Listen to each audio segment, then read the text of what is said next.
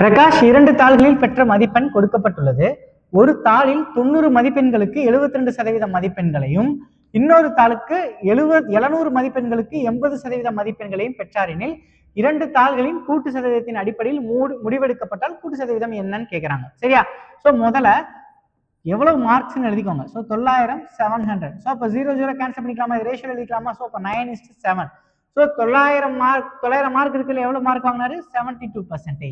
அடுத்து 700 மார்க் இருக்கிறதுல எவ்வளவு வாங்கினாரு? 80%. இந்த 80 நான் எப்படி எழுதிக்கிறேன்னா 72% பிளஸ் 8%. சரியா? சோ இப்ப கம்பைன்ட் கூட்டு சதவீதம் தானே கேட்கறான், அதாவது கம்பைன்ட் பெர்சன்டேஜ் தானே. சோ அப்ப கம்பைன் நான் ரெண்டுக்கும் காமனா என்ன இருக்கோ அதை நான் எடுத்துக்கிறேன். சோ 72%. அதுக்கப்புறம் என்னன்னா அந்த எக்ஸஸா இருக்கிற 8% என்ன பண்றேன்னா 8 7ஓட மல்டிப்ளை பண்ணிக்கிறேன். So 56 by 9 plus 7 16. ஸோ இந்த ரெண்டையும் கேன்சல் பண்ணா 3.5%. ஸோ கடைசி 75.5%. So answer A. தேங்க்யூ.